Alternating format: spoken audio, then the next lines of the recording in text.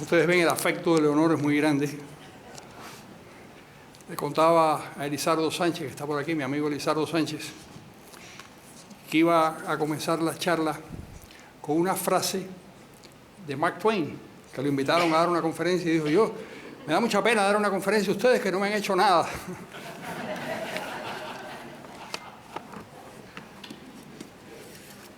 Yo voy a hacer un recorrido histórico por las relaciones entre los intelectuales y el poder.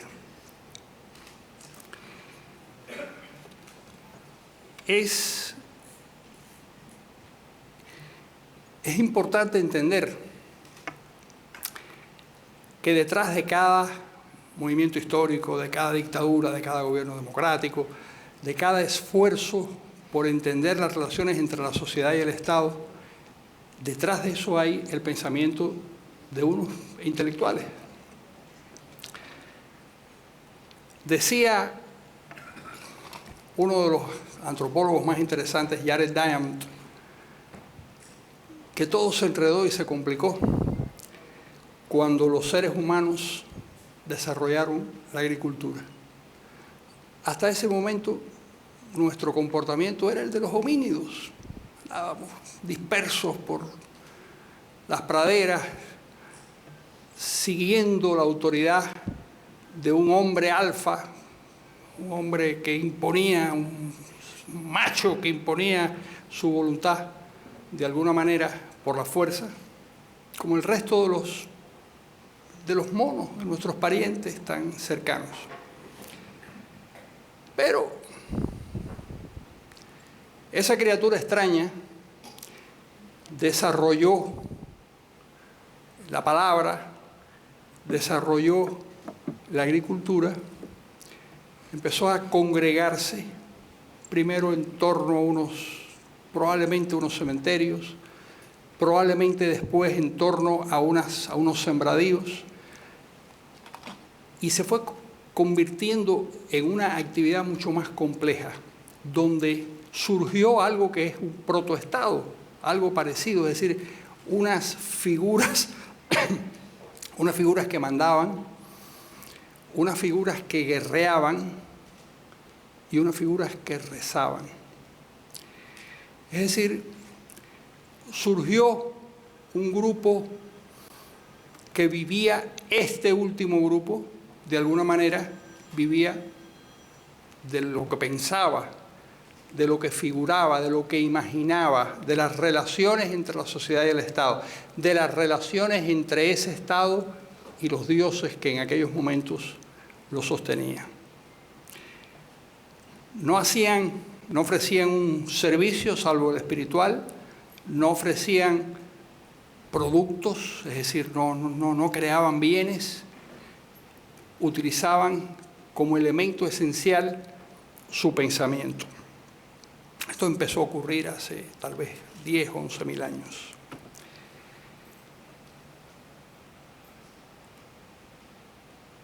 Poco a poco se fue convirtiendo esa actividad en una actividad más densa, donde se generaron los primeros códigos legales. Tenemos la suerte porque se grabó en una piedra de basalto, de conservar el Código de Hammurabi, 1800 años antes de Cristo.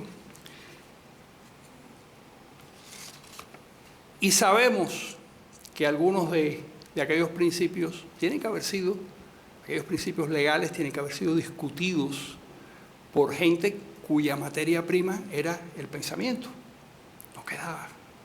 Es decir, cuando nosotros vemos que hay muchos de los preceptos que están en el Código de Hammurabi, que es muy extenso, pese a ser grabado todo en una piedra, tienen que ser el producto de una negociación entre distintas personas que tenían formas diferentes de entender la vida. Decía John Maynard Keynes, el economista, que todo lo que hacemos y todo lo que decimos y todo lo que pensamos y cómo nos enfrentamos a la vida es el producto de algún pensador oscuro que ni siquiera podemos distinguir quiénes son, pero que de alguna forma contribuyeron a forjar esa cosmovisión que nos sostiene y esa manera de entender cómo se produce la riqueza o cómo debe funcionar el Estado. Nunca es una relación fácil.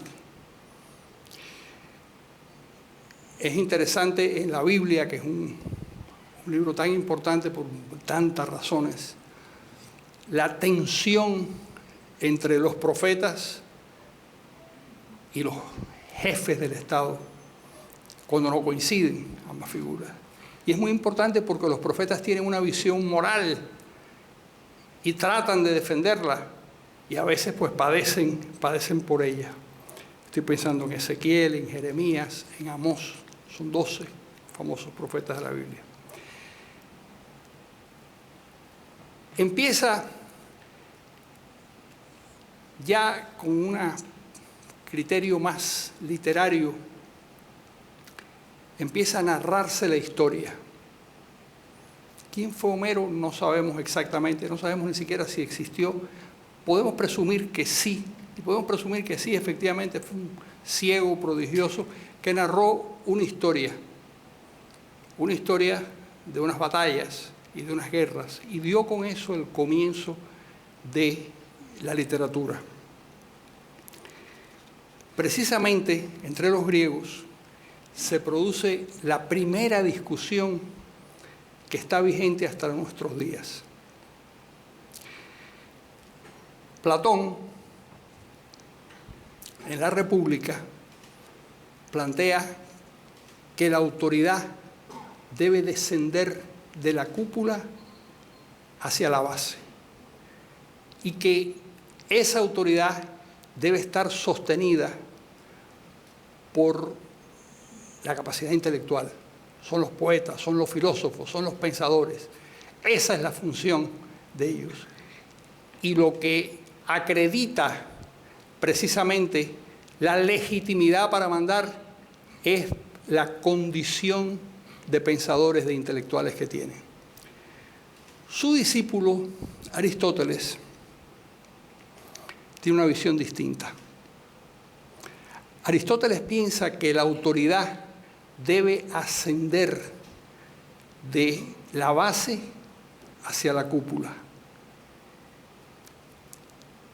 Que la legitimidad para mandar proviene precisamente del apoyo de las masas, del apoyo del pueblo. Los griegos eran muy dados a eso.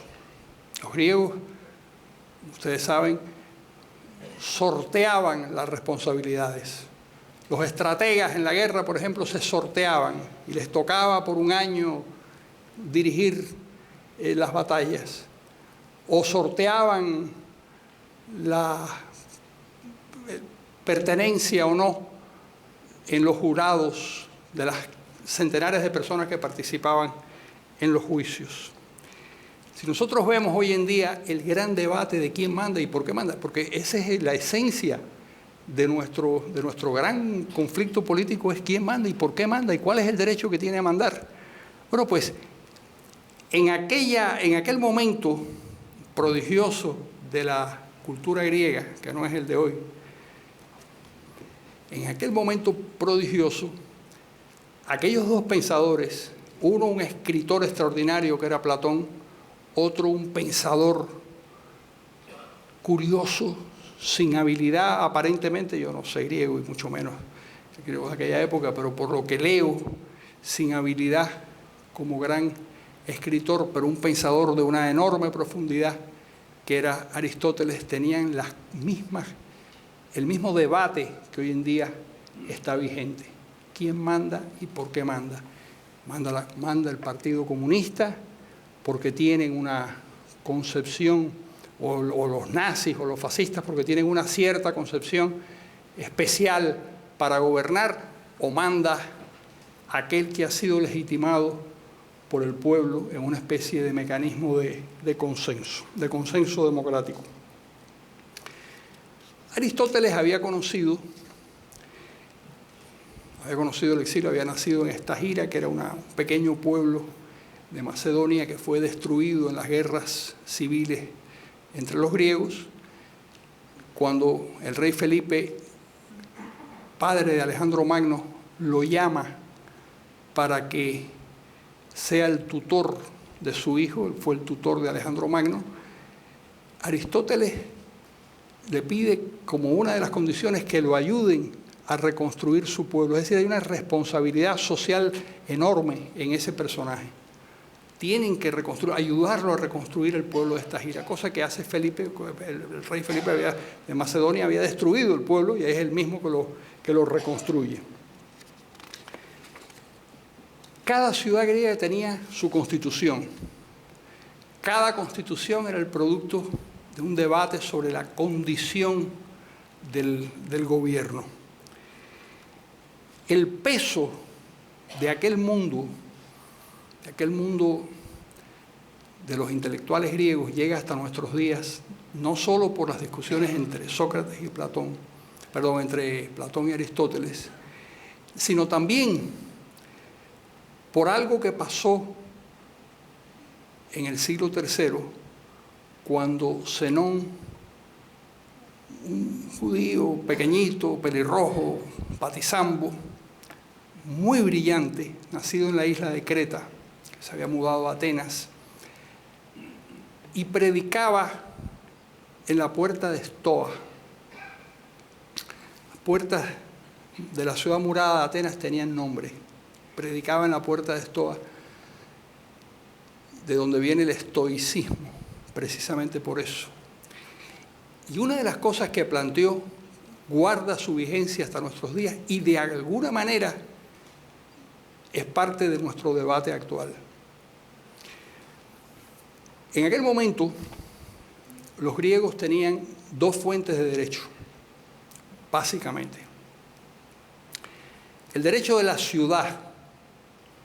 Haber nacido en Atenas protegía a las personas, les confería ciertos derechos. Y el derecho por la fratría a la que se pertenecía, por el abolengo que se tenía. Esas eran las dos fuentes de protección de los derechos individuales. O sea que aparece aquel judío que ni siquiera es de Atenas, que es un hombre muy brillante, y plantea que los derechos individuales no son ni pueden ser conferidos por el Estado ni por el abolengo, porque son inherentes a la naturaleza humana. Que hay algo que distingue a los seres humanos, que es la racionalidad, y que esa racionalidad implica una separación del conjunto de la naturaleza que le confiere unos derechos especiales a esa criatura.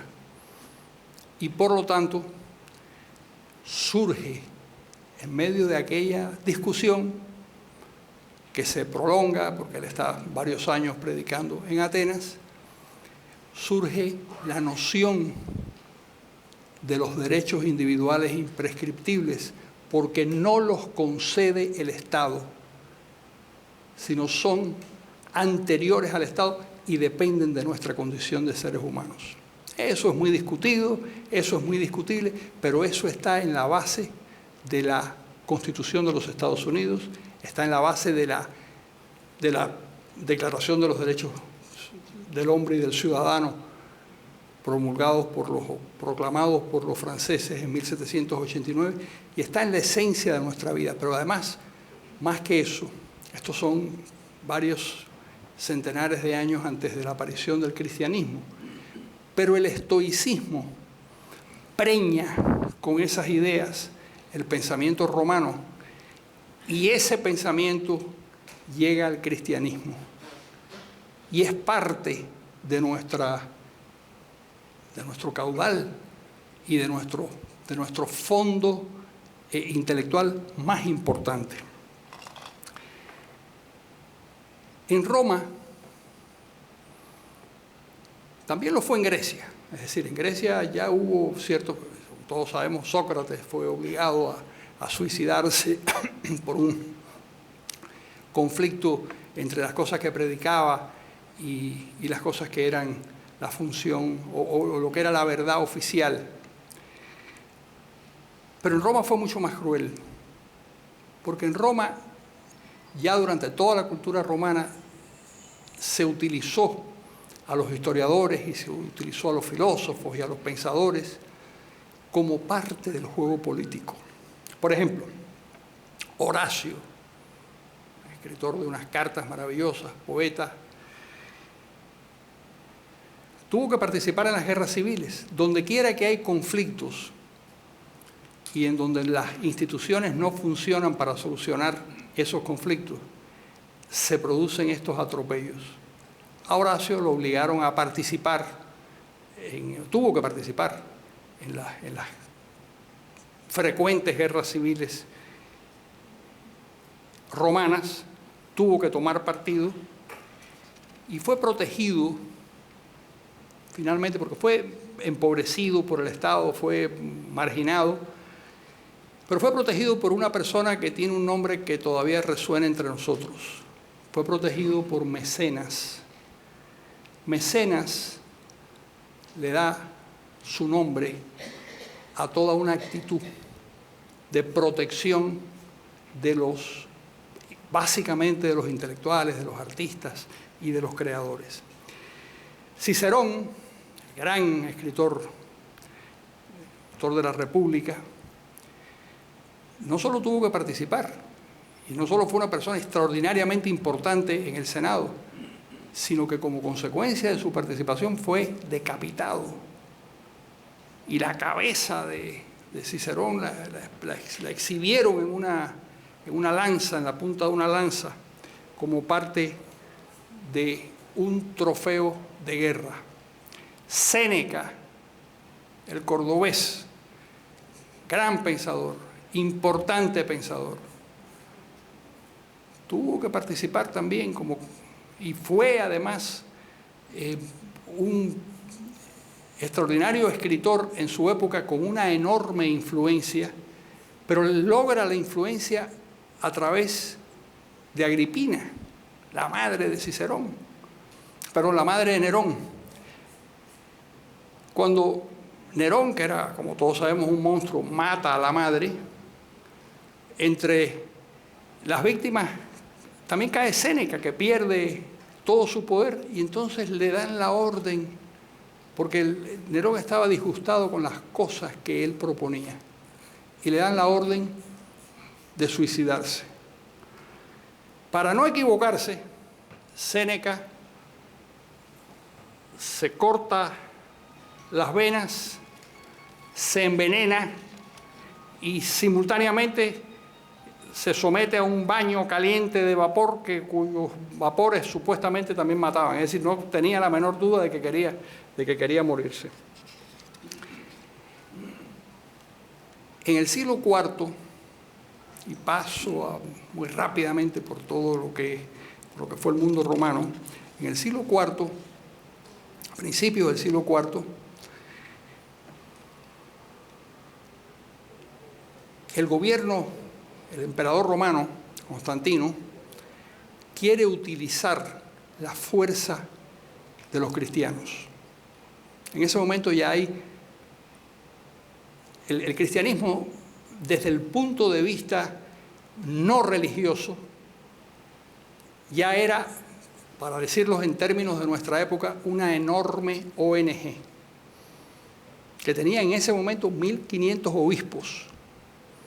Y esa ONG prodigiosa ayudaba a los más pobres, ayudaba a las viudas, es decir, socorría, enterraba a los muertos, y tenía una característica muy notable, y es que no discriminaba por el género, por la procedencia, por el color de la piel, lo que hacía que fuera una estructura muy importante donde ya había pensadores notables dentro de lo que era la teología cristiana.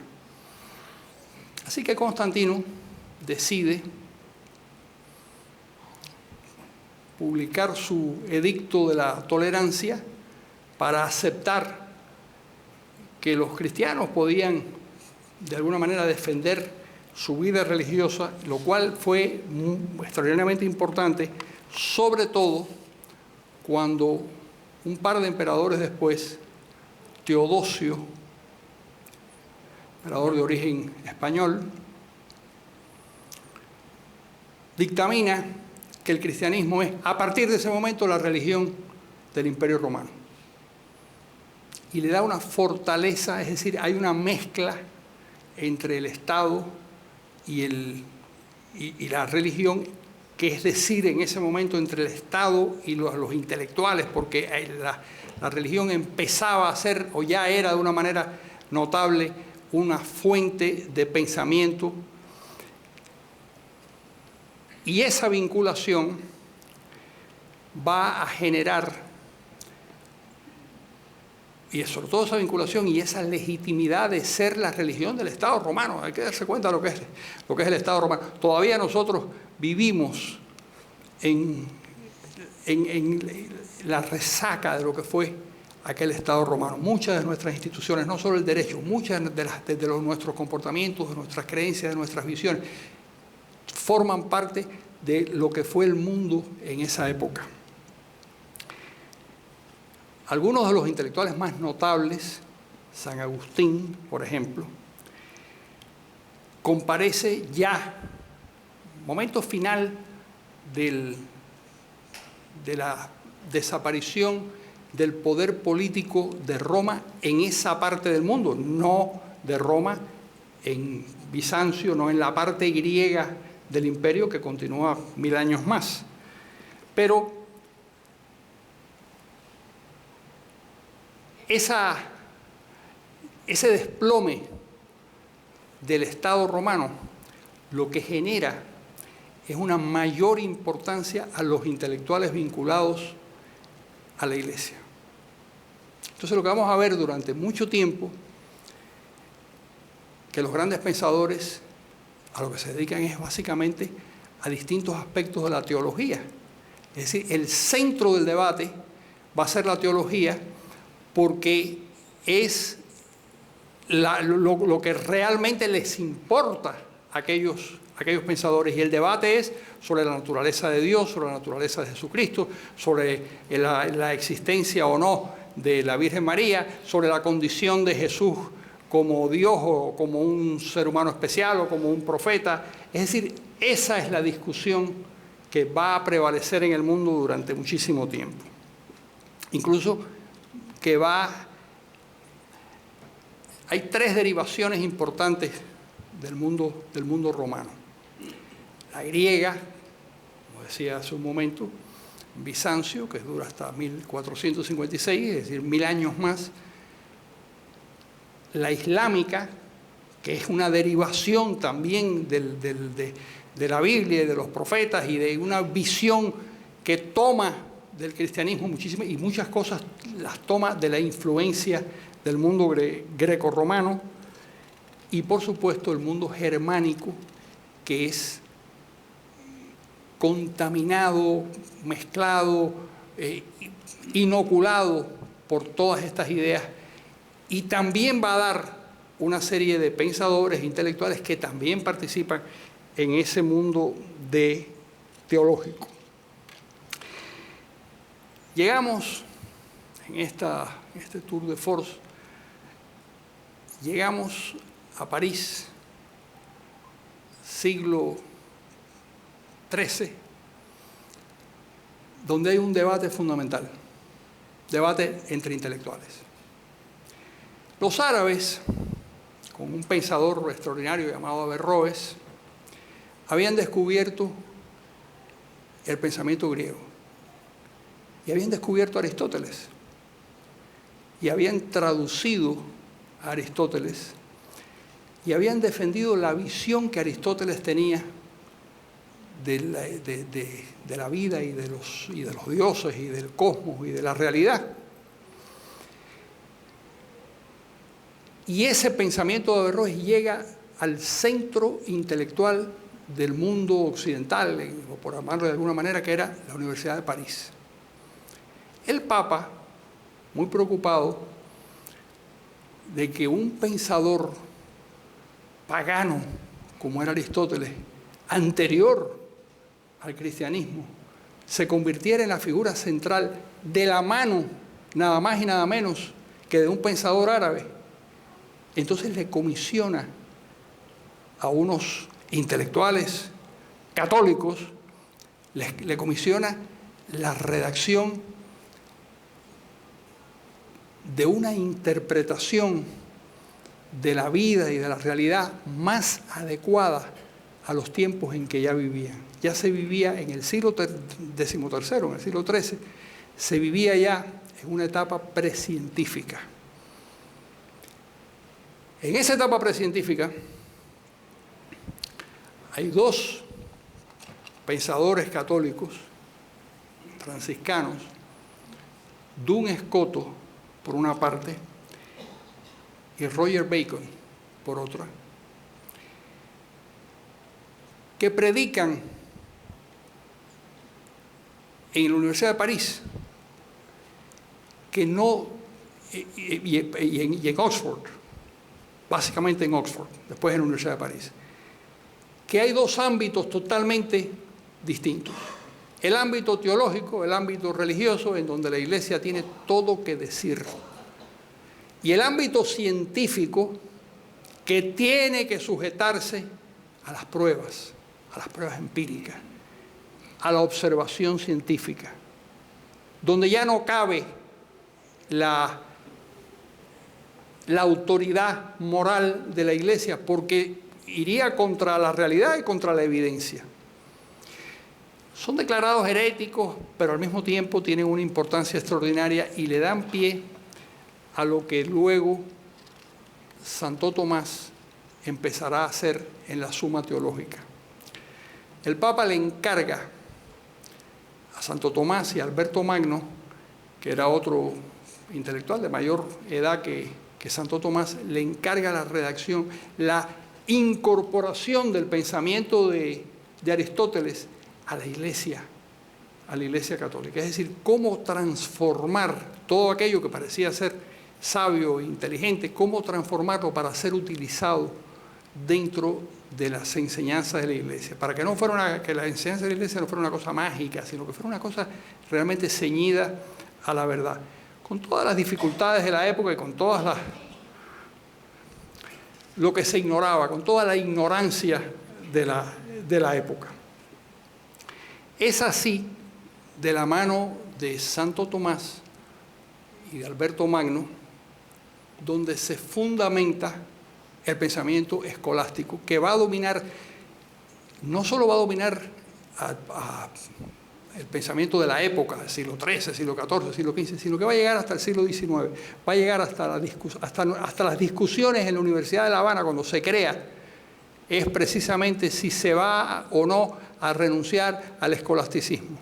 ¿Qué era el escolasticismo? Era muchas cosas, pero era esencialmente la idea de que todas las verdades ya habían sido descubiertas y que lo que se podía hacer era, mediante el estudio, llegar a aquello que habían proclamado las autoridades, poder encontrar nosotros las vías razonables de verificar lo que esas autoridades habían señalado.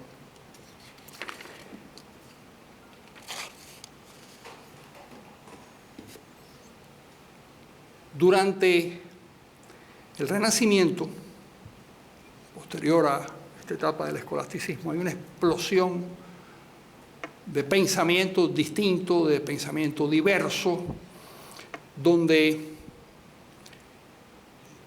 surge de alguna manera una visión no religiosa, más científica, más pegada al humanismo, que también tiene una definición muy complicada. Es más complicada definir el humanismo que el escolasticismo. Pero donde fue muy importante la llegada a Occidente de aquellos intelectuales griegos que habían sido desplazados de Bizancio por la toma de Bizancio por los otomanos. Es decir, los turcos toman lo que quedaba de Bizancio, del Imperio Romano de Oriente, que era griego, realmente era griego, y muchos de aquellos intelectuales se desplazan y se van a Europa. Y se llevan los libros, y se llevan una manera distinta de ver las cosas, que era de alguna forma complicada para el mundo forjado por los italianos. Entre las cosas que traen, por ejemplo, traen estatuas griegas, que luego van a ser el modelo de Miguel Ángel para convertirse en el gran escultor que fue. En esa época ya podemos hablar de un pensamiento político que empieza a ser moderno. En las ciudades italianas hay unos conflictos políticos tremendos entre familias de poder. Una de las personas que más sufre como las consecuencias de aquellas guerras es Nicolás Maquiavelo. Y Maquiavelo escribe un libro mal entendido porque el adjetivo maquiavélico ha quedado como algo muy negativo. Maquiavelo lo que dice es que hace falta una fuente de autoridad capaz de poner orden en el caos. Y que esa fuente de autoridad tiene que comportarse de acuerdo con la naturaleza humana. Y la naturaleza humana no es la de ángeles bondadosos, sino que somos, como todos sabemos que somos. Y el príncipe tiene que comportarse de una cierta forma para poder ejercer su autoridad y para poder mantener el orden. Eso que dice Maquiavelo es un poco lo que nosotros vemos en Hobbes, en el Leviatán, también por las mismas razones, porque han padecido, en el caso del inglés, ha padecido las guerras religiosas espantosas, ha tenido que exiliarse, ha tenido que largarse de su país y tiene la peor opinión del bicho humano, le parece peligroso. Y necesita un poder que lo modere. Y los hombres tenemos que, piensa él, que sacrificar nuestras libertades y entregarlas a ese poder para que se impida la masacre de los derrotados y para que pueda imperar alguna suerte de concordia, aunque sea impuesta.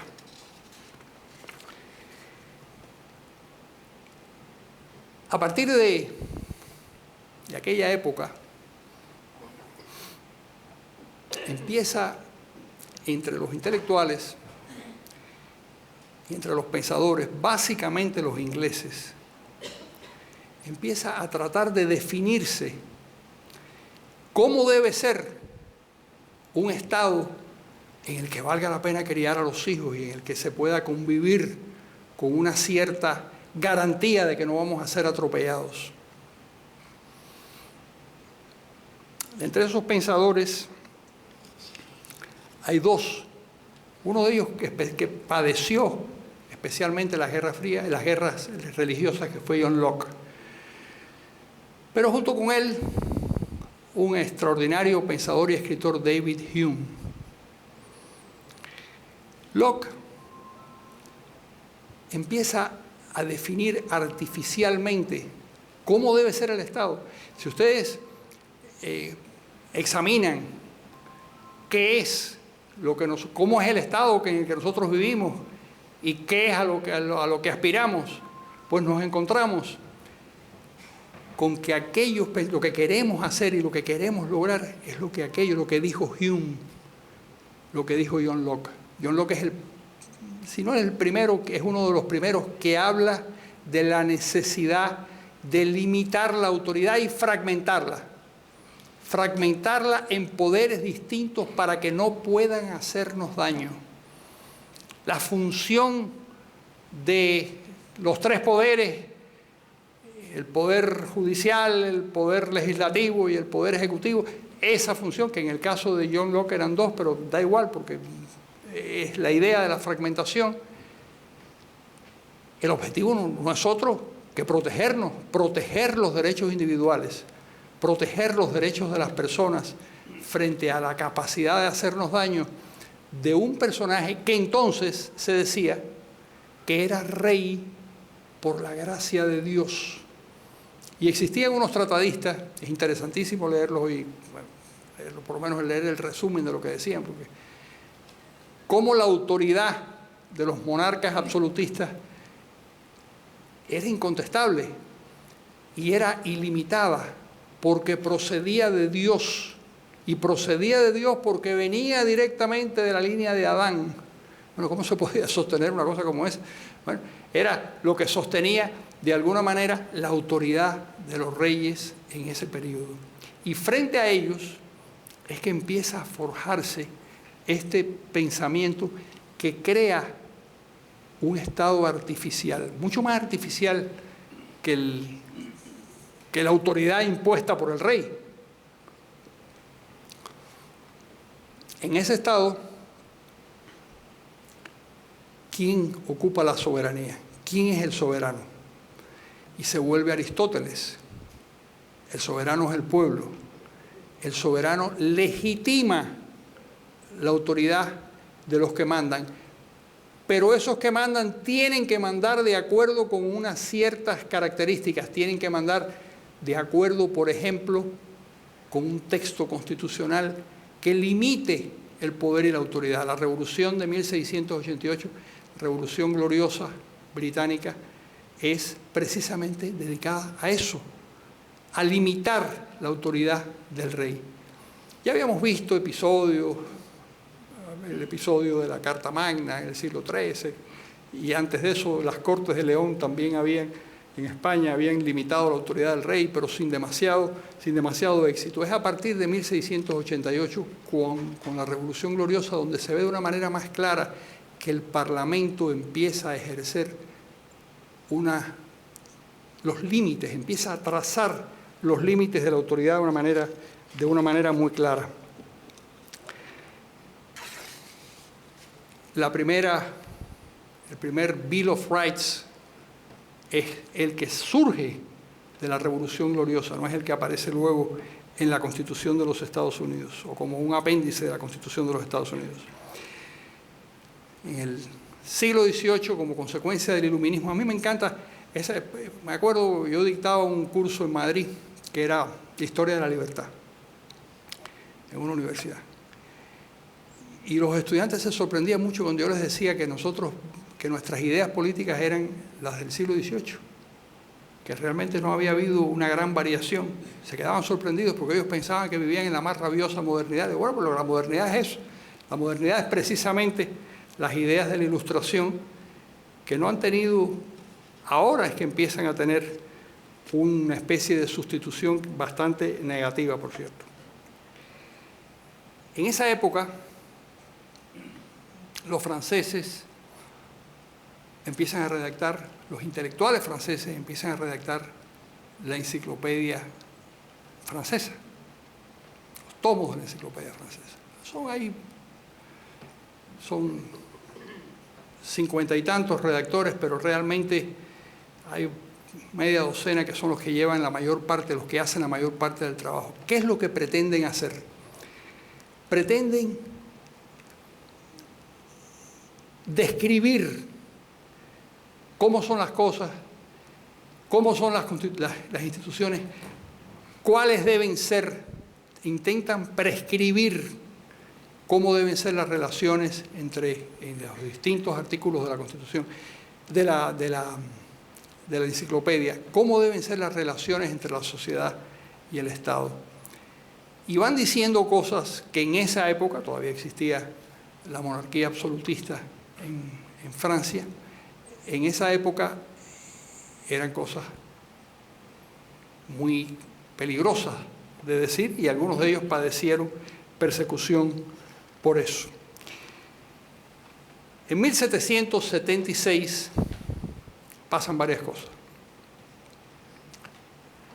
El inicio de la Revolución Norteamericana, la redacción del famoso documento de Jefferson, la Declaración de Independencia de los Estados Unidos, y la publicación de uno de los libros más importantes de la historia, que es el de Adam Smith, el libro sobre cómo se desarrollan los pueblos, es decir, la riqueza de las naciones, donde Adam Smith, que ha vivido en Francia, que ha visto algunos experimentos interesantes en Francia, él fue a Francia a ver, poco antes de la Revolución Francesa, él estuvo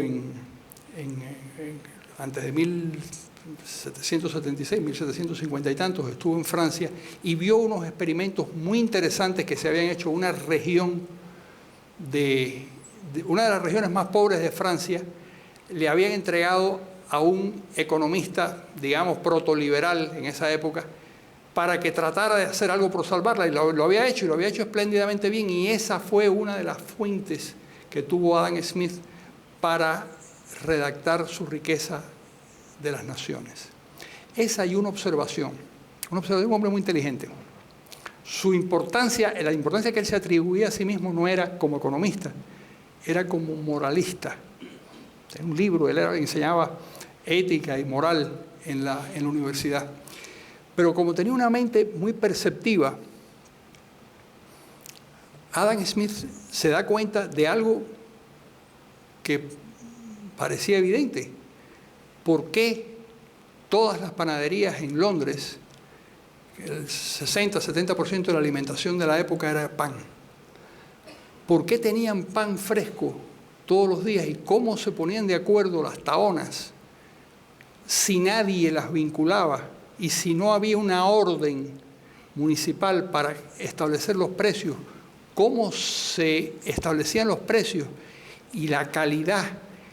Y se dio cuenta que existía una cosa que era el mercado, y que existía una cosa que es lo que la frase tan famosa de su libro, La mano invisible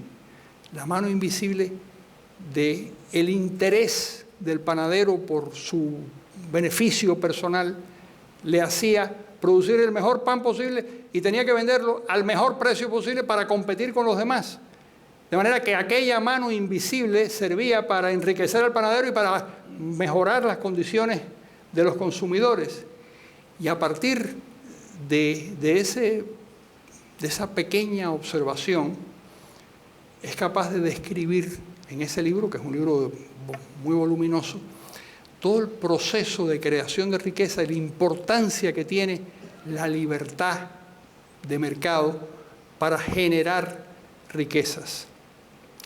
Así que ahí hay un elemento fundamental que demuestra la extraordinaria importancia del mercado y la extraordinaria importancia de los intelectuales en prescribir algo que acaba por convertirse en una norma de comportamiento nacional e internacional. Una de las cosas que defendió Adam Smith en su libro, por ejemplo, era la necesidad de terminar con las colonias, porque no tenía ningún sentido. Los países se empobrecían en el sostenimiento de las colonias cuando era mucho más importante el comercio internacional, que recuperaran su independencia o que obtuvieran su independencia y comerciar con ellos en lugar, como hacían los españoles, que es verdad que sacaban la plata y el oro de América, pero ¿cuánto costaba sacar la plata y el oro de América? ¿Y cuánto costaba mantener las dotaciones militares? ¿Y cuánto costaban las flotas?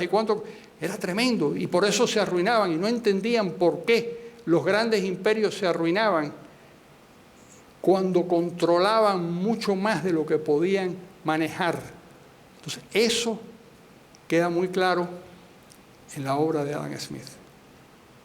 Quiere decir que es mucho más que la especialización, que es uno de los temas que él trata, que el mercado, la mano invisible y la colonización. En 1787, los norteamericanos, un verano complicadísimo, son capaces de parir la Constitución. Casi no sale. Costó mucho trabajo y fue muy difícil. Pero fue un documento breve, práctico, de descripción de cómo iba a funcionar el Estado norteamericano. Como tenía que ser sometida a referéndums en cada una de las colonias, los autores, algunos de los autores, 4 de los autores tuvieron que salir, o 3 o 4 de los autores tuvieron que salir a defender lo que estaban proponiendo en los papeles del federalista. Y ahí hubo algo que a nosotros nos faltó en América Latina, una reflexión profunda sobre la naturaleza del Estado y sobre los problemas que se iban a enfrentar. En 1789 hay un documento que forma parte de nuestra vida, que perfecciona el Bill of Rights norteamericano, que es la Declaración de los Derechos del Hombre y del Ciudadano, proclamada en agosto de 1789. En julio 14, dentro de unos días, julio 14 de 1789, los sans-culottes habían tomado la Bastilla. No porque fuera, la Bastilla había 7 prisioneros, pero había unas cuantas toneladas de pólvora. Y ellos habían robado 30.000 mosquetes y necesitaban pólvora para los mosquetes. Entonces tomaron la Bastilla y se convirtió entonces en el principio de la revolución, que de alguna manera tiene su documento fundacional, su documento más importante en lo que pasa en agosto con esa Declaración de los Derechos del Hombre y del Ciudadano. Cuando nuestros presos en las cárceles cubanas y nuestros disidentes protestan y los golpean, protestan sobre los escombros de aquella declaración. Se alzan sobre los hombros de aquella declaración. Porque, de alguna manera, la línea argumental que comienza en Atenas y pasa por el cristianismo y llega hasta París en 1789, es la misma línea argumental de los disidentes y de los perseguidos en Cuba y de toda la gente perseguida, que afinca sus derechos precisamente en que existe una tradición en el mundo occidental que debería existir de respeto por los derechos humanos.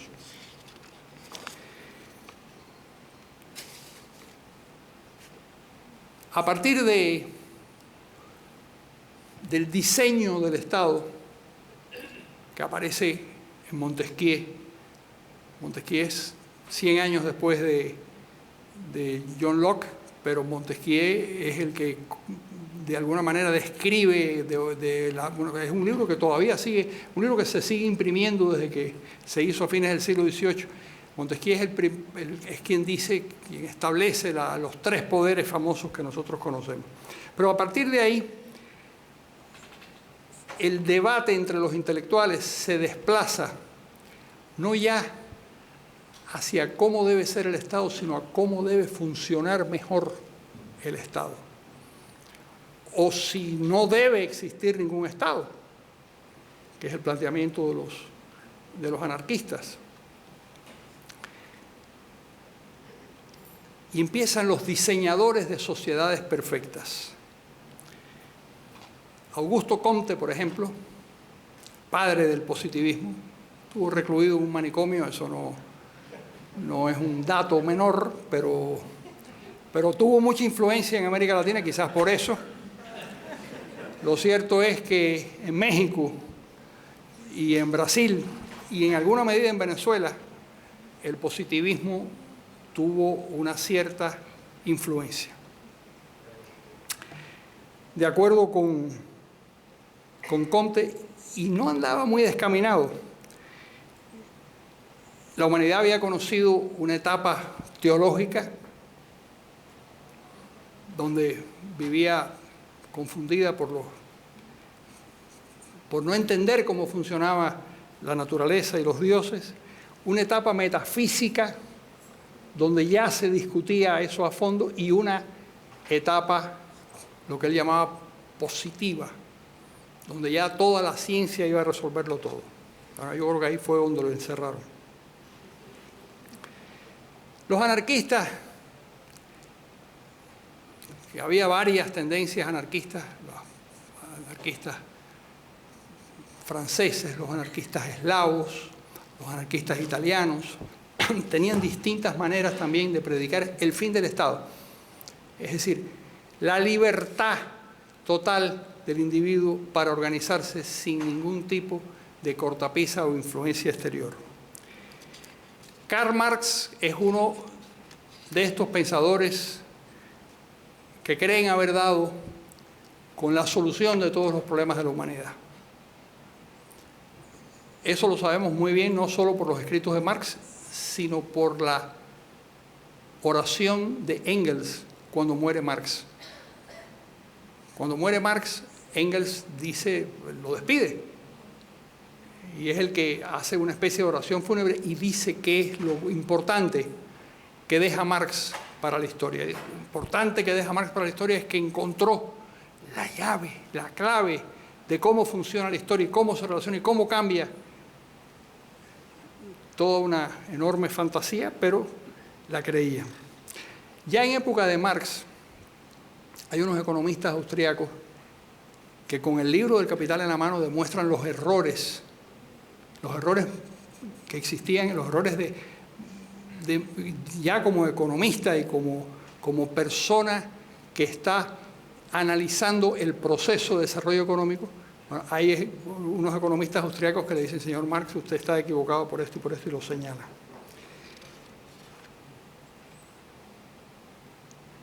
A principios del siglo XX,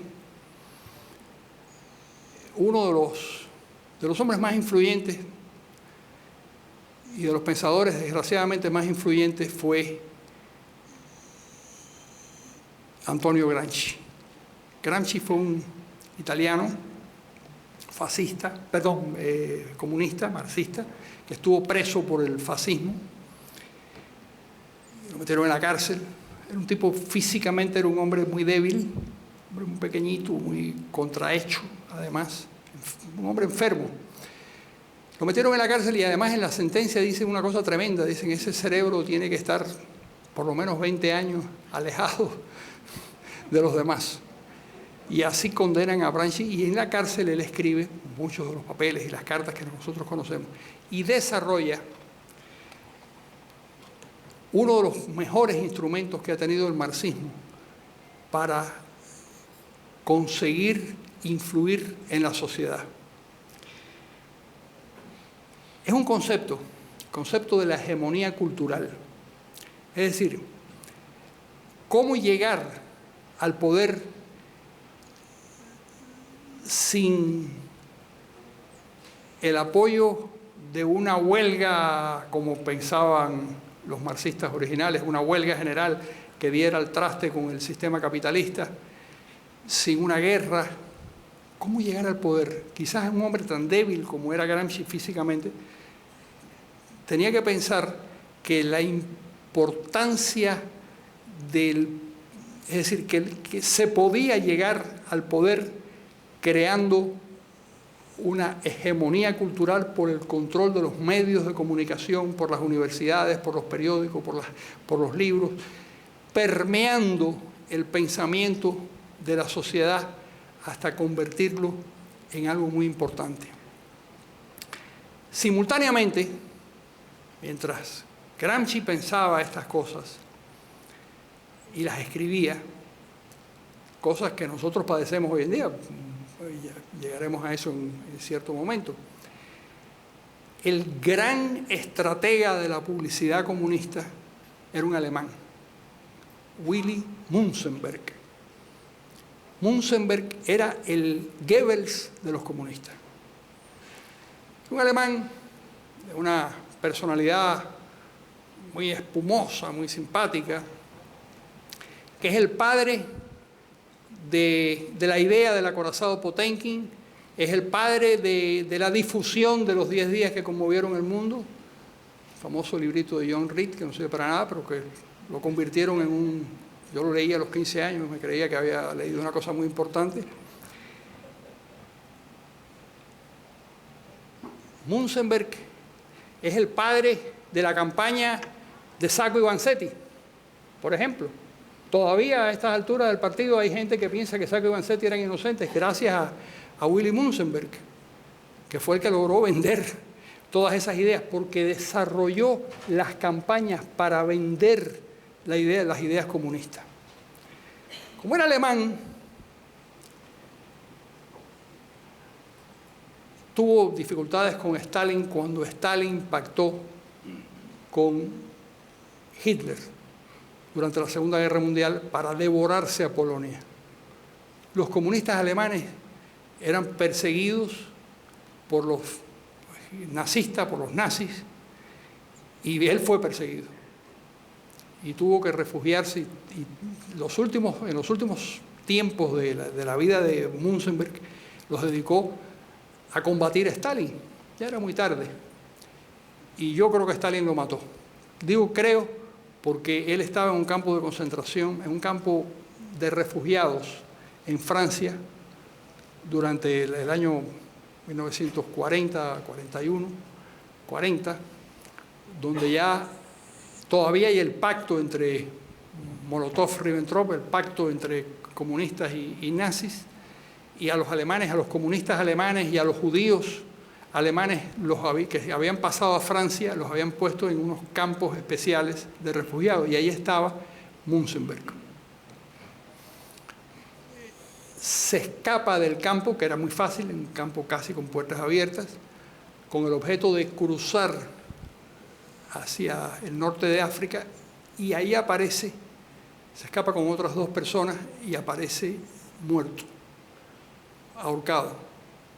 La verdad que el que se va a ahorcar no se ahorca después que se escapó, se ahorca antes de...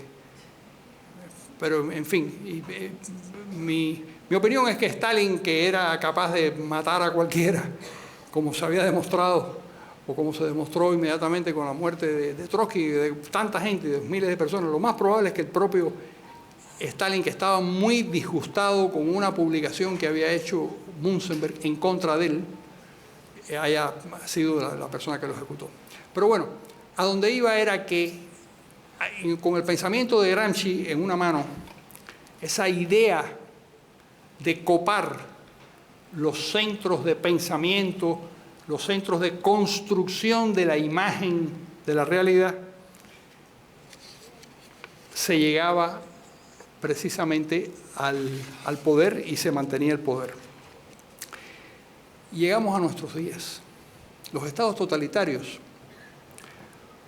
han hecho del pensamiento de Gramsci y de alguna de las ideas de Munzenberg un modo de gobernar.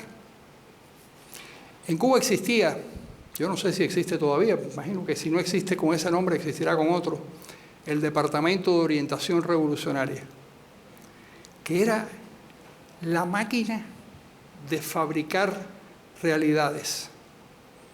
Es decir, era un instrumento para decidir qué era lo que había que creer del pasado. Algo extraordinario.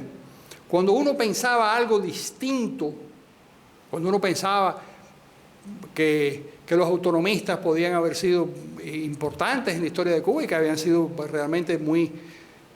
Eso era desviarse, eso era desviacionismo y eso podía llevarte. Y si lo dices de los anexionistas, pues menos todavía. Es decir, no entender la historia, no entender la diversidad de interpretaciones era el objetivo del DOR. La interpretación era una. En eso se parecían a los escolásticos. Ya todas las verdades habían sido descubiertas. El problema era cómo llegar a ellas. Y si tú llegabas a conclusiones distintas, podías verte en graves problemas. Eso en cuanto al pasado. En cuanto al presente, pues por supuesto que había que pasar por alto las barbaridades que se hacían en Cuba. Y había intelectuales dedicados a defender esas barbaridades. y publicaciones. Pero lo más asombroso era sobre el futuro. ¿Cómo se podía penalizar cuando un intelectual o una persona, cualquiera, tenía una idea distinta de lo que no había pasado, sino que podía ocurrir? Y hacías una predicción, sencillamente hacías una predicción porque tú crees que las cosas van a ocurrir de otro modo. Las cosas no han ocurrido, no hay manera, no hay forma racional de pasar un juicio sobre algo que no ha ocurrido. Tú puedes querer tener una idea de las cosas que van a suceder. Bueno, eso era también muy peligroso, porque si tú pensabas que los síntomas del marxismo indicaban, como les indicaba mucha gente, que ese sistema iba a colapsar, tú estabas haciendo una peligrosa predicción del futuro que te podía llevar a la cárcel o al castigo, o a la muerte en un momento dado, así mismo. Quiere decir que existía y existe en esas sociedades totalitarias la total propiedad por parte del Estado de lo que es lo que hoy en día llaman el relato de la historia, el relato del presente y el relato del futuro, lo cual ya es una contradicción tremenda. A lo que se agregaba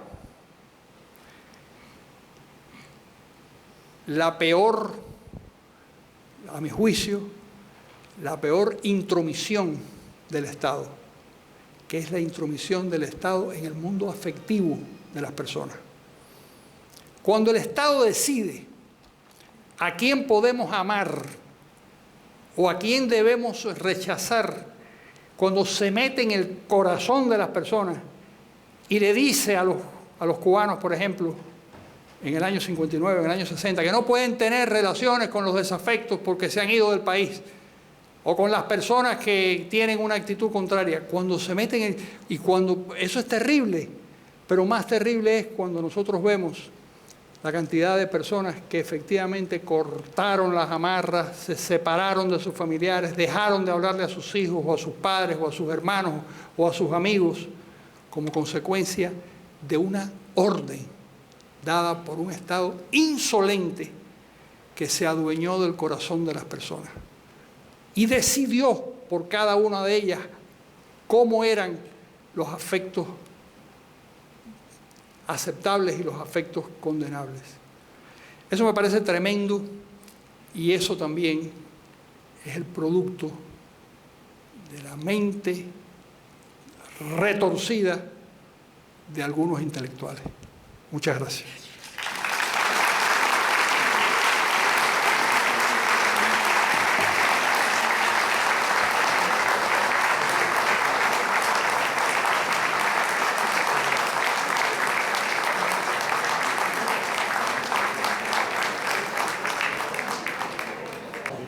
Queridos amigos, con esta magistral conferencia de Carlos Alberto Montaner, bueno, pues cesamos esta jornada de hoy, pero mañana los esperamos a las 11 de la mañana para una nueva sesión que será la final.